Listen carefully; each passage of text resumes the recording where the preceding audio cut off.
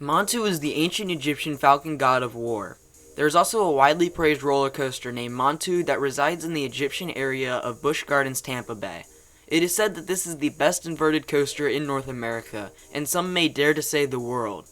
This video is going to be my full review of Montu and whether, in my opinion, this coaster is the best of its kind. Let's get into it.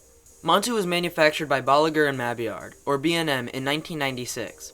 The coaster was an inverted coaster, which had its first installment only 4 years prior, being Batman the Ride at Six Flags Great America. The coaster features over-the-shoulder restraints. These are different from the newer B&M restraints, the vest restraints.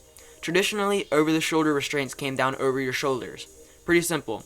The vest restraints do that, but have a vest that molds to the torso. During the ride, the restraints tighten down on you and remove a lot of the fun. These types of restraints are found on dive coasters, winged coasters, and the newest B&M inverted coaster called Banshee at Kings Island. Banshee is one of the best inverted coasters out there, and it would be the best if it weren't for those vest restraints. Thankfully, Montu has the traditional restraints. The trains are the typical B&M inverted trains. They seat 4 people across in 8 cars for a total of 32 riders per train. When I was at the park, Montu was only running 1 train, which made short waits way longer. On the topic of the trains, I did prefer this roller coaster in the back row. It feels a lot more intense and gives a better ride. If you are wanting to wait for the front, make sure the coaster is running multiple trains, as this coaster has a good sized one, and that would be a really long wait if it was only running 1 train. Trust me, I know. I waited for the front with 1 train operations. There were only 3 groups ahead of me. If the coaster was running all 3 trains, then it would have been about 10 minutes. But with 1 train, it took almost a half an hour to get on the ride.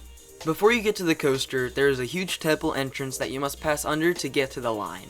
There is a coaster element here known as an Immelman loop that is very cool interaction with the temple structure. The line is pretty simple with a cattle pen under some tarps and a lightly themed lead up to the station. In the entrance to the cattle pen section, you can get some good views of the coaster. The second area has some hieroglyphics on the walls. Then you're at the station.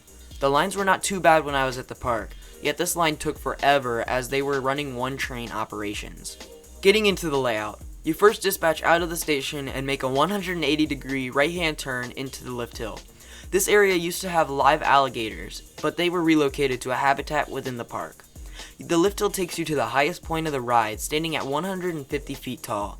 At the top of the lift hill, you hit the classic B&M pre-drop, and then turn to the left and enter the first major drop. This drop is 128 feet long and reaches a max speed of 60 miles per hour. You go up into the first inversion, a 104 foot tall vertical loop, which pulls some good forces at the top. Then you fly into an Immelman loop, which has some good interaction with the temple structure and the paths. After that comes a 0G roll. Those 2 elements also have really good force to them. There's a slight turn to the left, and then you enter the most forceful part of the ride, a batwing maneuver.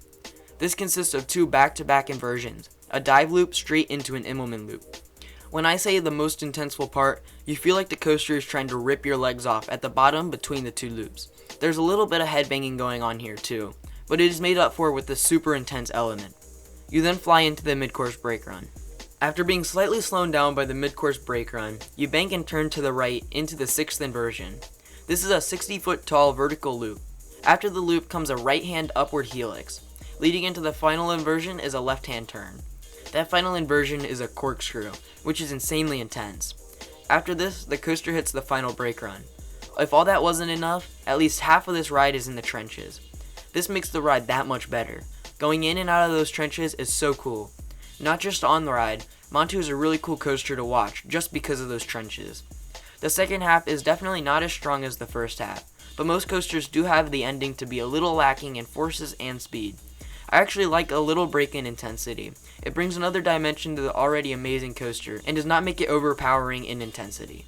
This is definitely one of the best inverted coasters out there. It is intense and has a good ride duration at 3 minutes. As I already said, Banshee has the best restraints that really impacts the ride experience for me. So Montu is better than Banshee at Kings Island in my book. Another top-ranked B&M is Raptor at Cedar Point. It's an older style inverted coaster too. Raptor is very intense and has a long ride duration, just like Montu, so it comes down to the more technical stuff, like the trenches Montu has.